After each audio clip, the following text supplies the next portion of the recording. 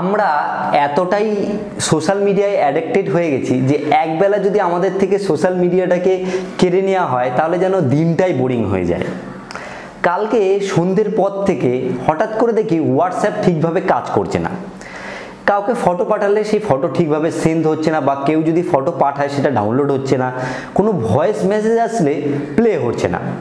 এরকম হওয়ার পরে আমি কি করলাম, ফোনটাকে একবার রিস্টার্ট করলাম, দেখি রিস্টার্ট করেও প্রবলেমটা ঠিক হচ্ছে না।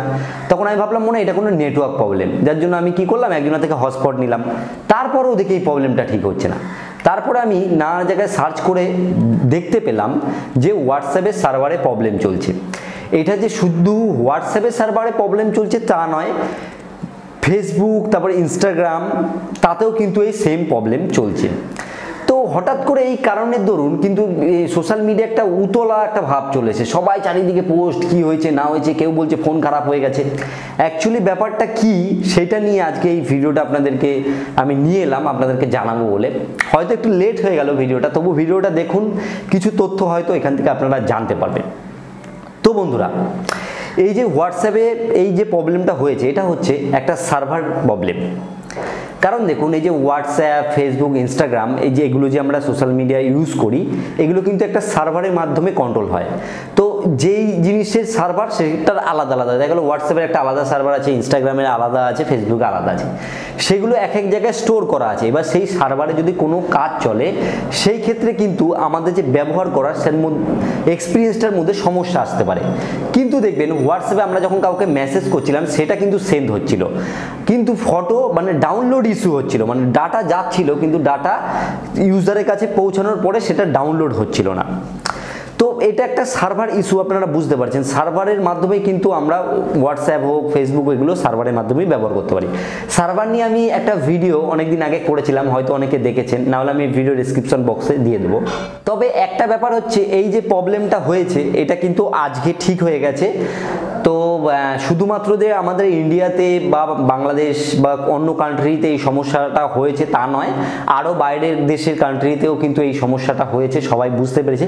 শুরুতে সবাই একটাই কথা ভেবেছে যে নিজের ফোনের মধ্যে সমস্যা হয়ে গেছে, নিশ্চয়ই ফোনটা খারাপ হয়ে গেছে। এটা এমন কিছু নয়। আর একটা জিনিস আপনাদেরকে আমি সতর্ক করব, সেটা হচ্ছে এক ধরনের টিম থাকে যে কোনো কিছু যখন ভাইরালে চলে, কোনো কিছু যখন মানুষ কোনো কিছু নিয়ে আলোচনা করে, তখন তারা সেই রিলেটেড ফেক নিউজ ক্রিয়েট করে। দেখবেন অলরেডি হোয়াটসঅ্যাপে অনেক ফেক নিউজ হয়ে গেছে, আপনার হোয়াটসঅ্যাপটা হ্যাক হয়ে গেছে, বা আপনার হোয়াটসঅ্যাপটা ঠিক আছে কিনা তার জন্য এই মেসেজটাকে ফরওয়ার্ড করুন, এরকম টাইপের অনেক মেসেজ কিন্তু আপনারা দেখতে পাবেন। তো ভুল করে এই মেসেজগুলোকে ফরওয়ার্ড করার দরকার নেই। এগুলো কিন্তু আমরা নিজেরাই ভাইরাল করে দিই, একে ওকে শেয়ার করে। এই নিউজগুলো কিন্তু ফেক হয়, কেউ কিন্তু বলেনি এগুলো শেয়ার করলে আপনার হোয়াটসঅ্যাপ অ্যাকাউন্ট ঠিক হয়ে যাবে। অ্যাকচুয়ালি এটা একটা সার্ভার ইস্যু, এটা মানে যথেষ্ট পরিমাণে ঠিক করে দেওয়া হয়েছে। আরও যদি কোনো প্রবলেম হয় হোয়াটসঅ্যাপ আমাদেরকে ঠিক করে দেবে।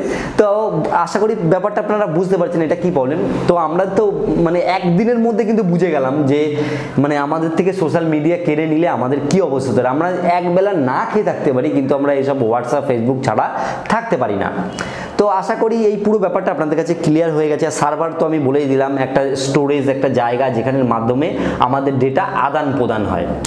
তো কোনো কিছু বুঝতে অসুবিধা হলে কমেন্টে জানাবেন, এবং কার কার এই সমস্যাটা হয়েছে এটা কিন্তু কমেন্টে জানাতে ভুলবেন না। আমাকে আগে অনেক কজন কমেন্টে করেছেন যে এই প্রবলেমটা হচ্ছে, আমি কমিউনিটি ট্যাবে কালকে রাতে দিয়েছিলাম, অনেকে হয়তো ওই জিনিসটা দেখেছেন। এই ভিডিওটি আপনাদের ভালো লাগলে একটা লাইক করুন, লাইক করে সবার মাধ্যমে কাছে পৌঁছে দিন, কারণ তারাও ওই ব্যাপারটা জানুক ক্লিয়ারলি, এটা কোনো হ্যাক বা কোনো কিছু নয়। এবং চ্যানেলে নতুন এসে থাকলে চ্যানেলটিকে সাবস্ক্রাইব করে রাখুন, এখানে নতুন নতুন নিউজও দেওয়া হয়, টেকনোলজি রিলেটেড সব রকম ভিডিও এই চ্যানেলে আপনারা পেয়ে যাবেন। আর ভিডিও শেষে একটাই কথা আপনাদেরকে বলবো যে আপনারা সবাই সুস্থ থাকুন, সবাই ভালো থাকুন, অল বাংলা টিপ চ্যানেলের সাথে সদা সর্বদা জুড়ে থাকুন।